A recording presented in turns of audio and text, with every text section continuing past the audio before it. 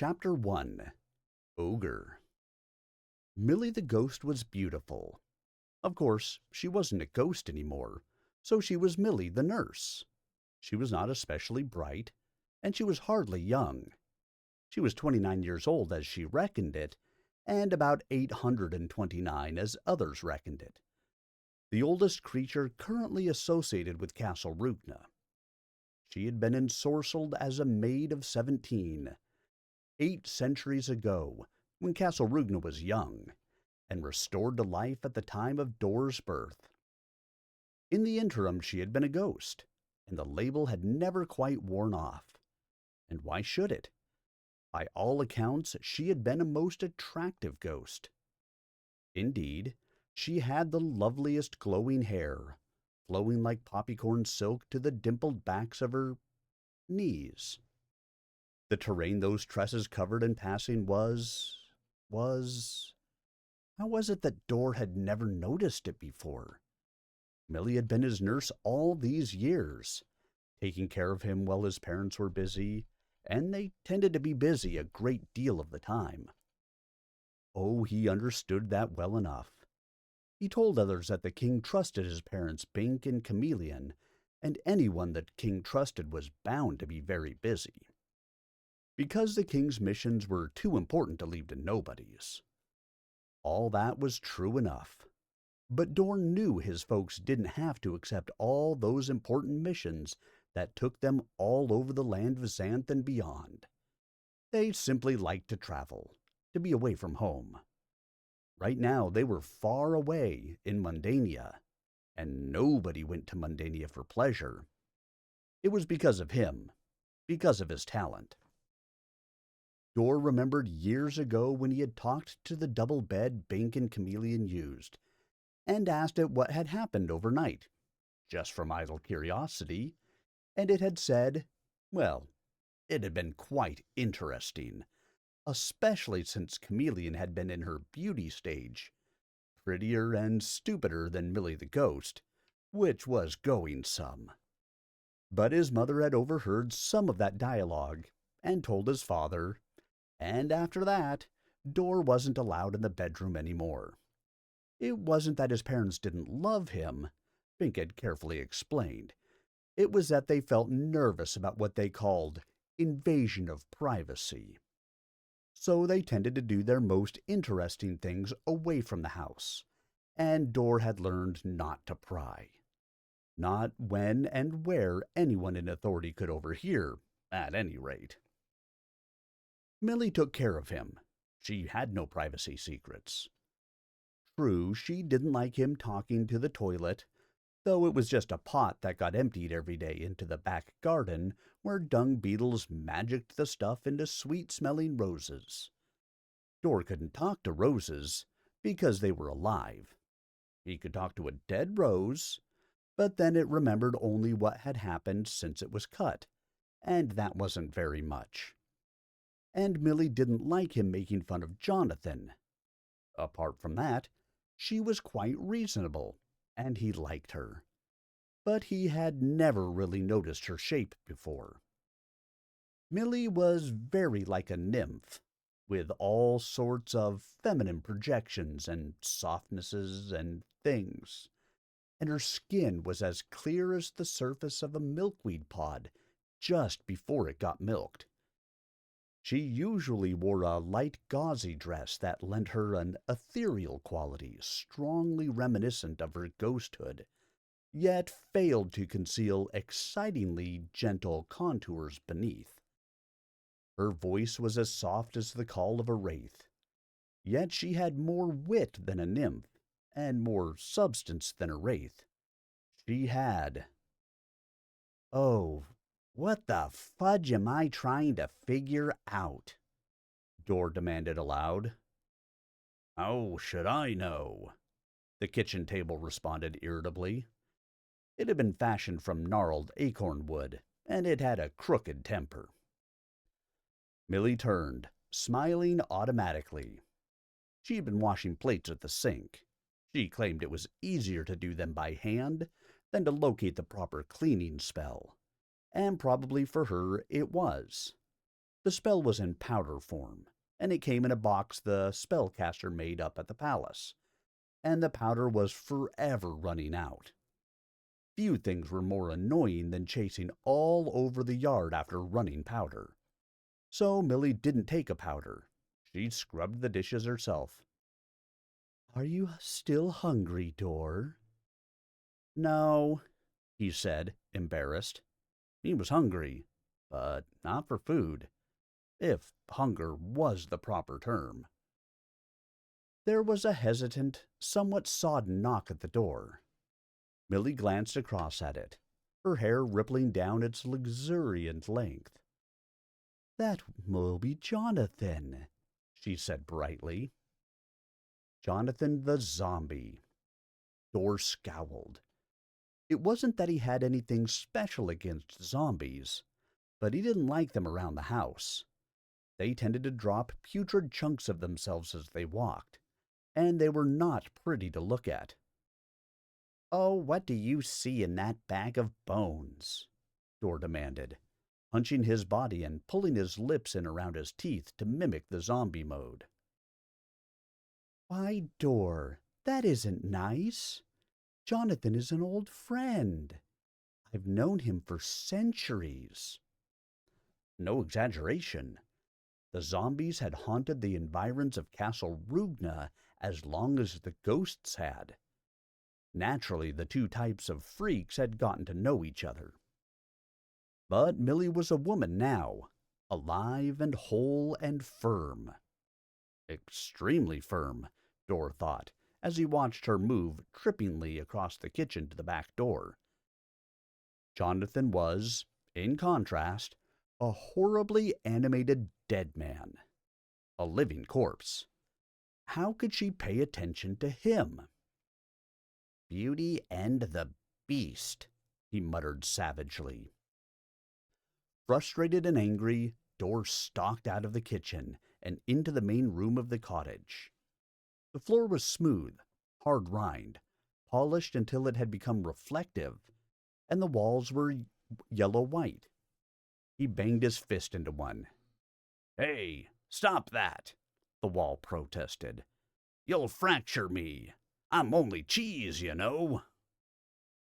Dor knew.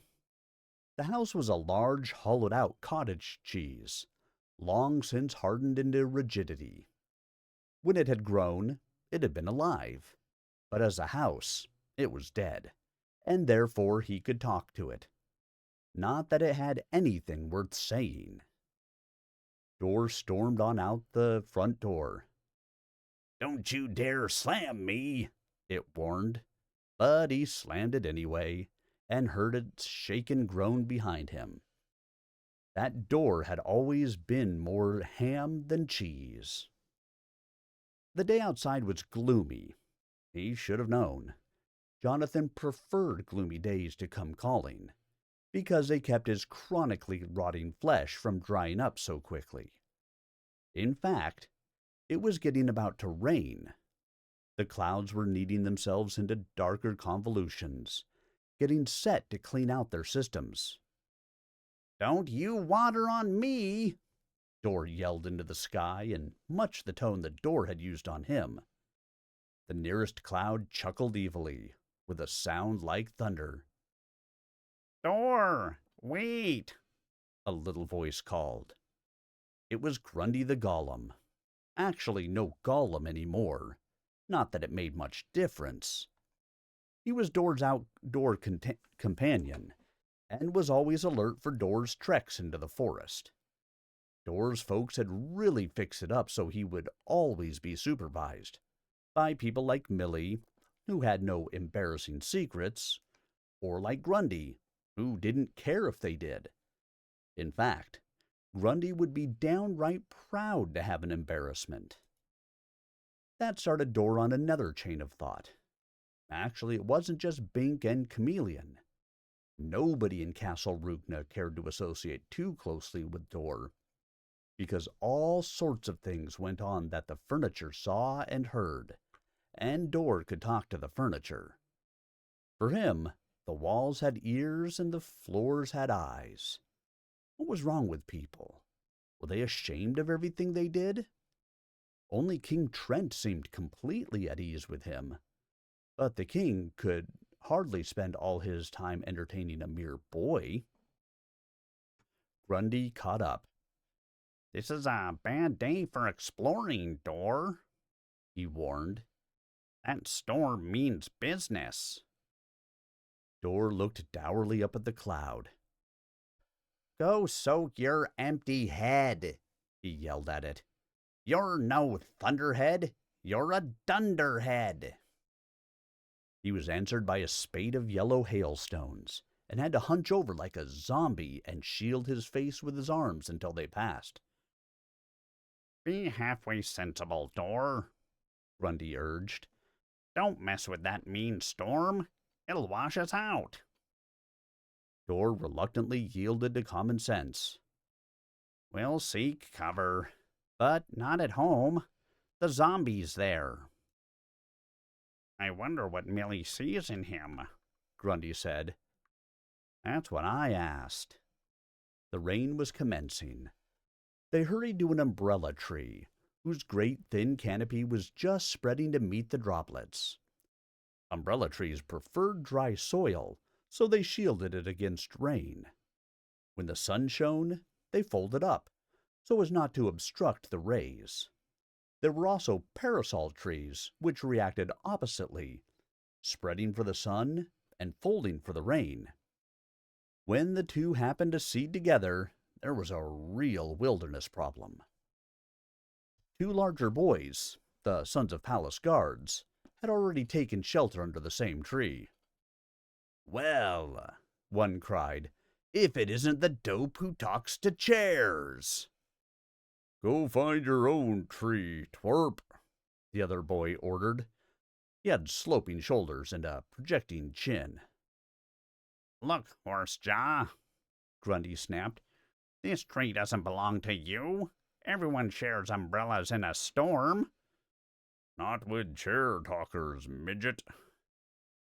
"He's a magician," Grundy said indignantly. "He talks to the inanimate. No one else can do that. No one else ever could do that in the whole history of Xanth, or ever will again." "Let it be, Grundy," Dor murmured. The golem had a sharp tongue that could get them both into trouble. "We'll find another tree." "See?" Horsejaw demanded triumphantly. "Little Stinker doesn't stand up to his betters." And he laughed. Suddenly there was a detonation of sound right behind them. Both Dor and Grundy jumped in alarm, before remembering that this was Horsejaw's talent, projecting booms. Both older boys laughed uproariously. Dor stepped out from under the umbrella, and his foot came down on a snake. He recoiled, but immediately the snake faded into a wisp of smoke. That was the other boy's talent, the conjuration of small, harmless reptiles. The two continued to laugh with such enthusiasm that they were collapsing against the umbrella trunk. Dor and Grundy went to another tree, prodded by another sonic boom. Dor concealed his anger. He didn't like being treated this way, but against the superior physical power of the older boys, he was helpless. His father Bink was a muscular man, well able to fight when the occasion required, but Dor took after his mother more, small and slender. How he wished he were like his father. The rain was pelting down now, soaking Dor and Grundy. "Why do you tolerate it?" Grundy demanded. "You're a magician." "A magician of communication," Dor retorted. "That doesn't count for much among boys." "It counts for plenty," Grundy cried, his little legs splashing through the forming puddles. Absent-mindedly, Dor reached down to pick him up. The one-time golem was only a few inches tall. "You can talk to their clothes, find out all their secrets, blackmail them." "No." "You're too damned ethical, Dor. Grundy complained. Power goes to the unscrupulous. If your father Bink had been properly unscrupulous, he'd have been king. He didn't want to be king. That's beside the point. Kingship isn't a matter of want, it's a matter of talent. Only a full male magician can be king. Which King Trent is. And he's a good king. My father says the land of Xanth has really improved since Magician Trent took over. It used to be all chaos and anarchy and bad magic, except for right near the villages. Your father sees the best in everyone. He is entirely too nice. You take after him. Dor smiled. Why, thank you, Grundy. That wasn't a compliment. I know it wasn't. To you. Grundy paused. Sometimes I get the sinister feeling you're not as naive as you seem. Who knows? Maybe little normal worms of anger and jealousy gnaw in your heart, as they do in other hearts. They do. Today, when the zombie called on Millie, he broke off. Oh, you notice Millie now. You're growing up. Dor whirled on him. And of course, since the golem was in his hand, Grundy whirled too. What do you mean by that? Merely that men notice things about women that boys don't. Don't you know what Millie's talent is? No. What is it? Sex appeal. I thought that was something all women had. Something all women wish they had. Millie's is magical. Any man who gets near her gets ideas. That didn't make sense to Dor. My father doesn't. Your father stays well away from her. Did you think that was coincidence? Dor had thought it was his own talent that kept Bink away from home so much. It was tempting to think he was mistaken. What about the king? He has iron control. But you can bet those ideas are percolating in his brain, out of sight. Ever notice how closely the queen watches him when Millie's around? Dor had always thought it was him the queen was watching disapprovingly, when as a child Millie had taken him to the palace. Now he was uncertain, so he didn't argue further. The golem was always full of gossipy news that adults found hilarious, even when the news was suspect. Adults could be sort of stupid at times. They came up to a pavilion in the Castle Roogna orchard. It had a drying stone set up for just such occasions as this. As they approached it, warm radiation came out, which started the pleasant drying of their clothes. Few things felt as good as a drying stone after a chill soaking. I appreciate your service, Dryer, Dor told it. All part of the job, the stone replied. My cousin, the sharpening stone, really has his work cut out for him. All those knives to hone, you know. Ha ha! Ha ha! Dor agreed mildly, patting it. The trouble with talking with inanimate objects was that they weren't very bright, but thought they were. Another figure emerged from the orchard, clasping a cluster of chocolate cherries in one hand. Oh no, she exclaimed, recognizing Dor. If it isn't Dodo Dor, the lifeless snooper. Look who's talking, Grundy retorted. Irate Irene, palace brat. Princess Irene to you, the girl snapped. My father is king, Remember? Well, you'll never be king, Grundy said. 'Cause women can't assume the throne, Gollum. But if I were a man...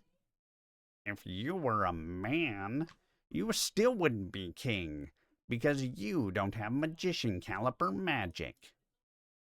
I do too, she flared. Stinkfinger? Grundy inquired derisively. That's Green Thumb, she yelled furious. I can make any plant grow. Fast, big, healthy. Dorad stayed out of the argument, but fairness required his interjection. That's creditable magic. Stay out of this, Dodo, she snapped. What do you know about it? Dor spread his hands. How did he get into this argument he was trying to avoid? Nothing. I can't grow a thing. You will when you're a man, Grundy muttered. Irene remained angry. So, how come they call you a magician while I am only... a spoiled brat, Grundy finished for her. Irene burst into tears. She was a rather pretty child, with green eyes and a greenish tinge to her hair to match her talent, but her thumbs were normal flesh color. She was a girl and a year younger than Dor, so she could cry if she wanted to. But it bothered him. He wanted to get along with her, and somehow had never been able to. I hate you, she screeched at him. Genuinely baffled, Dor could only inquire, why? Because you're going to be king. And if I want to be queen, I'll have to... To marry him, Grundy said. You really should learn to finish your own sentences. She cried, and it sounded as if she really were about to throw up. She looked wildly about and spotted a tiny plant at the fringe of the pavilion. Grow! She yelled at it, pointing. The plant, responsive to her talent, grew. It was a shadow boxer, with little boxing gloves mounted on springy tendrils. The gloves clenched and struck at the shadows formed by distant lightning. Soon the boxer was several feet high, and the gloves were the size of human fists. They struck at the vague shadows of the pavilion's interior. Dor backed away, knowing the blows had force. Attracted by his motion and by the sharper shadow his body made, the plant leaned toward him. The gloves were now larger than human fists and mounted on vines as thick as human wrists. There were a dozen of them, several striking while several more recoiled for the next strike, keeping the plant as a whole in balance. Irene watched, a small gloat playing about her mouth. How did I get into this? Dor asked, disgruntled. He didn't want to flee the pavilion. The storm had intensified, and yellow rain was cascading off the roof. The booming of its fusillade was unnerving. There were too many hailstones mixed in, and it looked suspiciously like a suitable habitat for tornado wraiths. Well, I don't know for sure, the pavilion answered, but once I overheard the queen talking with a ghost as they took shelter from a small shower. And she said Bink always had been an annoyance to her, and now Bink's son was an annoyance to her daughter. She said she'd do something about it, if it weren't for the king. But I never did anything to them, Dor protested. Yes, you did, Grundy said. You were born a full magician. They can't stand that. Now the boxing gloves had him boxed in, backed to the very edge of the pavilion. How do I get out of this? Make a light, the pavilion said. Shadow boxers can't stand light. I don't have a light. One glove grazed his chest, but as he nudged away from it, Water streamed down his back. This was a yellow rain. Did it leave a yellow streak? "Then you'd better run," the pavilion said. "Yeah, Dodo," Irene agreed. The plant was not bothering her, since she had enchanted it. "Go bash your head into a giant hailstone. Some ice would be good for your brain." 3 more boxing gloves struck at him. Dor plunged into the rain. He was instantly soaked again, but fortunately the hailstones were small and light and somewhat mushy. Irene's mocking laughter pursued him. Gusts of wind buffeted him savagely, and lightning played about the sky. Dor knew he had no business being out in this storm, but he refused to return home. He ran into the jungle. "Turn 'em out!" Grundy yelled into his ear. The golem was clinging to his shoulder. "Get under cover!" It was excellent advice. Lightning bolts could do a lot of harm if they struck too near. After they had lain for a few hours on the ground and cooled off so they were not so bright, they could be gathered and used for bolting together walls and things. But a fresh one could spear right through a man. Nevertheless, Dor kept running. The general frustration and confusion he felt inside exceeded that outside. He was not so confused as to blunder into the obvious hazards of the wilderness. The immediate Castle Roogna environs were spelled to be safe for people and their friends, but the deep jungle could not be rendered safe short of annihilation. No spell would tame a tangle tree for long, or subdue a dragon. Instead, certain paths were protected, and the wise person remained on these paths. A lightning bolt cracked past him and buried its point in the trunk of a massive acorn tree, the brilliant length of the bolt quivering. It was a small one, but it had 3 good sharp jags and could have wiped Dor out if it had hit him. The tree trunk was blistering with the heat of it. That was too close a miss. Dor ran across to the nearest charmed path, one bearing south. No bolts would strike him there. He knew the path's ultimate destination was the magic dust village, governed by trolls, but he had never gone that far. This time, well, he kept running, though his breath was rasping past his teeth. At least the exertion kept him warm. "Good thing I'm along," Grundy said in his ear. "That way there's at least one rational mind in the Dor had to laugh, and his mood lightened. "Half a mind anyway," he said. The storm was lightening too, as if in tandem with his mood. The way he interacted with the inanimate, that was entirely possible. He slowed to a walk, breathing hard, but continued south. How he wished he had a big, strong, muscular body that could run without panting or knock the gloves right off shadow boxers, instead of this rather small, slight frame. Of course, he didn't have his full growth yet, but he knew he would never be a giant. "I remember a storm we suffered down this way just before you were born," Grundy remarked. "Your daddy, Bink, and Chester Centaur, and Crombie the soldier in griffin guise. The king transformed him for the quest, you know. And the good magician." "The good magician Humphrey?" Dor demanded. "You traveled with him? He never leaves his castle." "It was your father's quest for the source of magic. Naturally, Humphrey came along. The old gnome was always keen on information. Good thing, too. He's the one who showed me how to become real. Good thing for him, too. He met the Gorgon. And you should have seen the flip she did over him.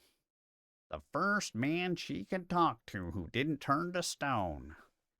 Anyway, this storm was so bad, it washed out some of the stars from the sky.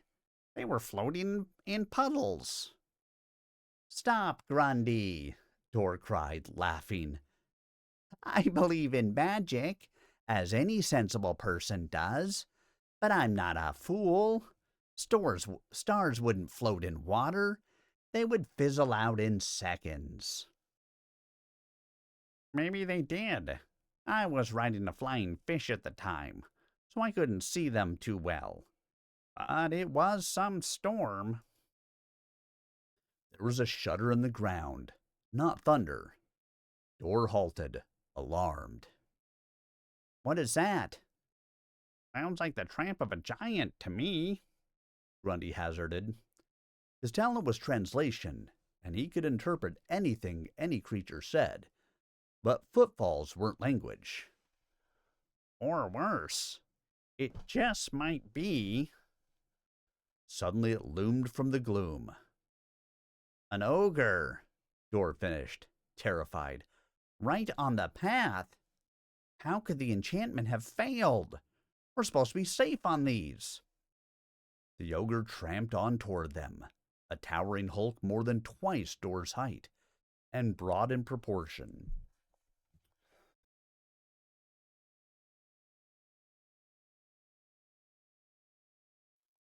Its great gap-toothed mouth cracked open horrendously. An awful growl blasted out like the breath of a hungry dragon. What say, little man? Will you give me a hand? Grundy said. What? Dor asked, startled almost out of his fright. That's what the ogre says. I was translating. Oh, of course. No, I need my hands. He can't eat them. Though he was uncertain how the ogre could be stopped from eating anything he wanted. Ogres were great bone crunchers. The ogre growled again. Me not eat whelp. Me seek for help, Grundy said. Then the golem did a double take. Crunch, he cried. The vegetarian ogre. Then why does he want to eat my hand? Dor demanded. The monster smiled.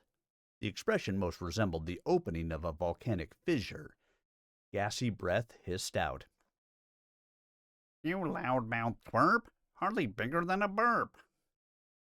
That's me, Grundy agreed, answering his own translation. Good to see you again, Crunch. How's the little lady? She with hair like nettles and skin like mush, whose face would make a zombie blush. She's lovely as ever, me forsake she never, the ogre replied. Dor was beginning to be able to make out the words directly. The thing was speaking his language, but with a foul accent that nearly obliterated meaning. We have good bash. Make little smash. Dor was by this time reassured that the spell on the path had not failed. This ogre was harmless. Well, no ogre was harmless, but at least not ravening, and therefore able to mix with men. A little smash? Smash, baby ogre, bout like you. Now he gone, and we too few. You smashed your baby? Dor asked, horrified. Maybe there was something wrong with the path spell after all. Toto, Smash is the name of their baby, Grundy explained. All the ogres have descriptive names. Then why is Smash gone? Dor demanded nervously. Troll wives eat their husbands, so maybe ogres eat. Smash wandered away in drizzle. Now we search for he fizzle. This recent storm was a mere drizzle to the ogres? That made sense. No doubt Crunch used a lightning bolt for a toothpick. We'll help you find your baby, Dor said, grasping this positive mission with enthusiasm. Nothing like a little quest to restore spirits. Crunch's search for his little one had fizzled, so he had asked for help, and few human beings ever had such a request from an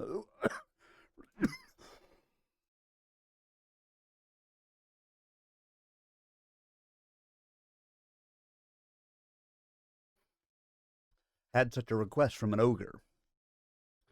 Grundy can ask living things because he knows all their languages. And I'll ask the dead ones. We'll run him down in no time.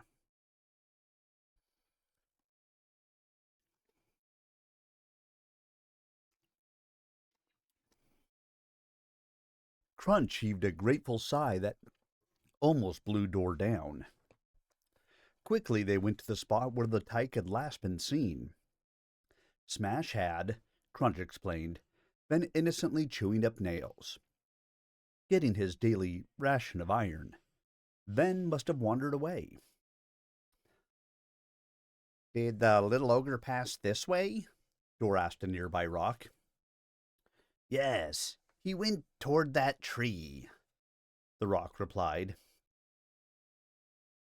Why don't you just have the ground tell you warm or cold? Grundy suggested. The ground is not an individual entity, Door answered. It's just part of the whole land of Xanth. I doubt I could get its specific attention. Anyway, much of it is alive. Roots, bugs, germs, magic things. They mess up communication. There is a ridge of stone, Grundy pointed out. You could use it. Good idea. Tell me, warm or cold as I walk, Door told it, and started to walk toward the tree. Crunch followed as softly as he was able, so that the shuddering of the land did not quite drown out the rock's voice. Warm, warm, cool, warm, the ridge called, steering Door on the correct course. Door realized suddenly that he was, in fact, a magician. No one else could have accomplished such a search. Irene's plant-growing magic was a strong talent, a worthy one, but it lacked the versatility of this. Her green thumb could not be turned to non-botanic uses. A king, to rule Xanth, had to be able to exert his power effectively, as magician Trent did. Trent could transform any enemy into a toad, and everyone in Xanth knew that. But magician Trent was also smart. He used his talent merely to back up his brains and will. What could a girl like Irene do if she occupied the throne? Line the paths with shadowboxing plants? Door's talent was far more effective. He could learn all the secrets anyone had except those never voiced or shown before an inanimate object. Knowledge was the root of power. Good magician Humphrey knew that. That's a tangler, Grundy hissed in his ear.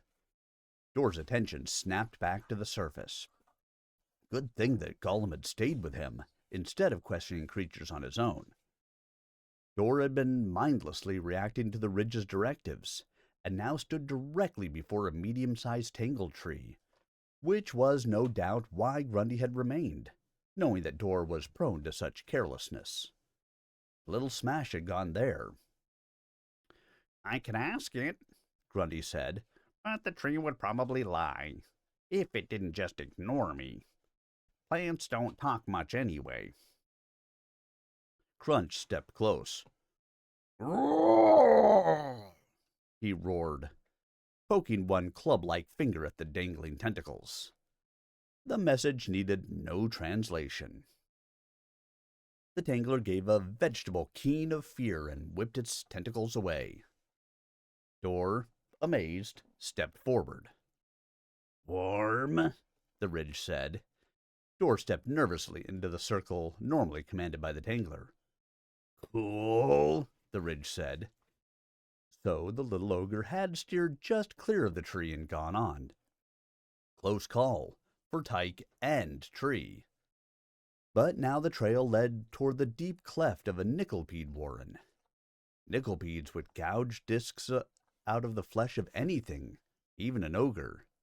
But then the trail veered away. The ridge subsided, but there were a number of individual rocks in this vicinity, and they served as well. And on the trail went, meandering past a routine assortment of Xanth horrors. A needle cactus, the nest of a harpy, a poison spring, a man-eating violet flower. Fortunately, Smash had been no man, but an ogre, so the flower had turned purple in frustration. A patch of spear grass with its spear tips glinting evilly, plus similar threats with which the wilderness abounded. Smash had avoided stepping into any traps, until at last the tyke had come to the lair of a flying dragon. Dor halted, dismayed. This time there was no doubt. No one passed this close to such a lair without paying the price. Dragons were the lords of the jungle. As a class, specific monsters might prevail against specific dragons, but overall, dragons governed the wilds much as man governed the tames. They could hear the dragon cubs entertaining themselves with some poor prey, happily scorching each potential route of escape. Dragon cubs needed practice to get their scorching up to par. A stationary target sufficed only up to a point. After that, they needed live lures to get their reflexes and aim properly tracked. "Smash is there?" Dor asked, dreading the answer. Hot, the nearest stone agreed warmly. Crunch grimaced, and this time not even an ogress would have mistaken his ire. He stomped up to the scene of the crime. The ground danced under the impact of his footfalls, but the dragon's lair seemed secure. The lair's entrance was a narrow cleft that only the narrow torso of a small dragon could pass through. Crunch put one hand at each side of it and sent a brutal surge of power galumphing through his massive muscles. The rock split asunder, and suddenly entrance was ogre size. The dragons were exposed, in their conservative nest of diamonds and their heat-resistant jewels. The thing about fire-breathing dragons was that ordinary nest materials tend to burn up or melt or scorch unpleasantly, so diamonds were a dragon's best friend. A little ogre, no larger than Dor himself, stood amid 3 winged dragonettes while the dragon lady glared benignly on. The ogreling was stoutly structured and would probably have been a match for any single dragon his size, but the 3 were making things hot for him. There were scorch marks all about, though the little ogre seemed as yet unhurt. Dragons did like to play with their food before roasting it. Crunch did not even growl. He just leaned over and looked at the dragoness, and the smoke issuing from her mouth sank like chill fog to the floor. For Crunch massed as much as she did, and it would be redundant to specify the power-to-mass ratio of ogres. She was not up to his snuff, not even with a belly full of fuel. She never moved a muscle, petrified as if she had locked gazes with a gorgon. Now Smash advanced on one dragonette. "Me tweak you tail, you big old snail," he cried gleefully. He hauled on the tail, swung the dragon around, and hurled it carelessly against the far wall. The second little dragon opened its mouth and wafted out a small column of flame. Smash exhaled with such force that the flame rammed right back inside the dragon, who was immediately overcome by a heated fit of coughing. The third dragonet, no coward, pounced on Smash with all 4 clawed feet extended. Smash raised one fist.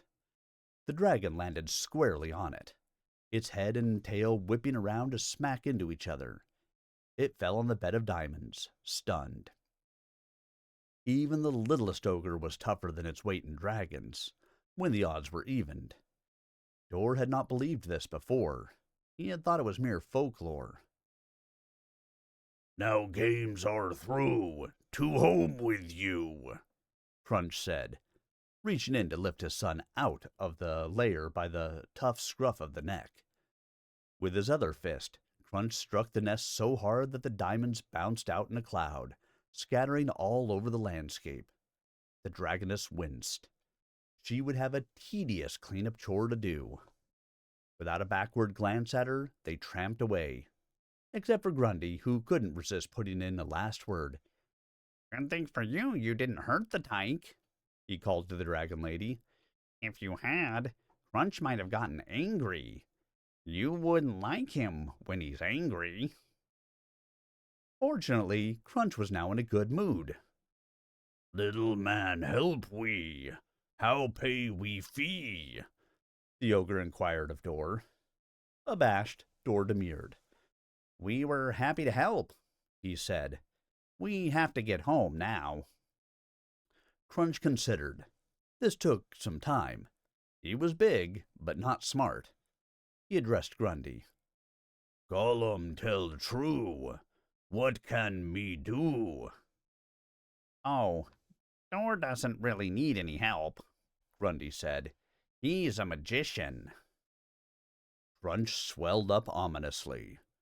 Me get mad when truth not had.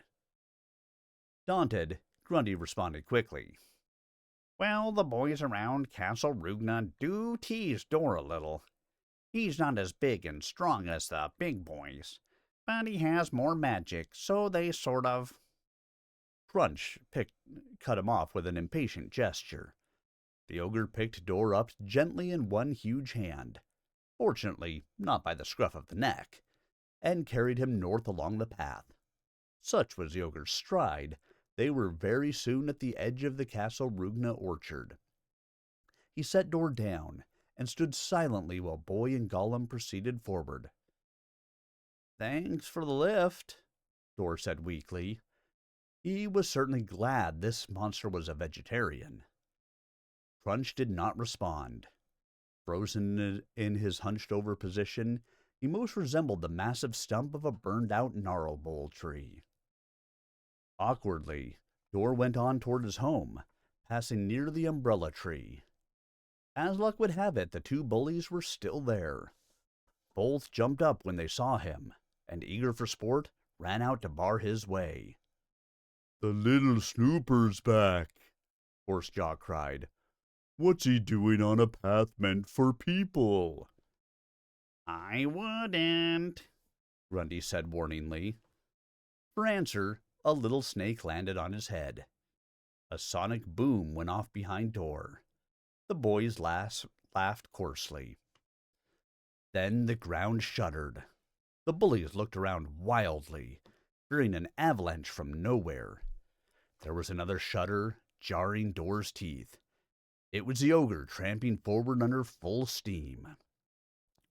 Horsejaw's mouth fell open as he saw that monster bearing down on him. He was too startled to move. The other boy tried to run, but the ground shook so violently that he fell on his face and lay there. Several small snakes appeared, squiggled nervously, and vanished. No help there. If there were any more sonic booms, they were drowned out by the violence of the ogre's approach. Crunch strode up until he loomed over the small party, his thick torso dwarfing the slender metal trunk of a nearby ironwood tree. Dor me friend, he thundered distinctly, and the umbrella tree collapsed into shambles with the vibration. Help he lend. Small cracks opened in the hard ground of the path, and somewhere a heavy branch crashed to the forest floor. If laugh at lad, me get mad. And he swung one club-like fist around in a great circle, barely over Horsejaw's head, so that the wind made the bully's hair stand on end. At least, Dor thought it was the wind that did it. The boy looked terrified. The ogre's fist smashed into the trunk of the ironwood tree. There was a nearly deafening clang. A tubular section of iron sprang out, leaving the top of the tree momentarily suspended in air. Then it dropped heavily and fell over with a crash that made the ground shake once more. Ironwood was solid stuff. An acrid wisp of smoke wafted out up from the stump. The top of it was glowing red with a white fringe, and part of it where the ogre's fist had touched had melted. Crunch selected a jagged splinter of iron, picked his teeth with it, and wheeled about. His monstrous horny toes gouged a furrow from the path in the process. He tramped thunderously back south, humming a merry tune of bloodshed. In a moment he was gone, but the vibration of the terrain took a long time to quiet. Away in the palace there was a tinkling crash of a window shattering. Horsejaw stood looking at the iron stump. His eyes flickered momentarily to Door, then back to the steaming metal. Then he fainted. I don't think the boys will tease you so much any more, Door, Grundy remarked gravely.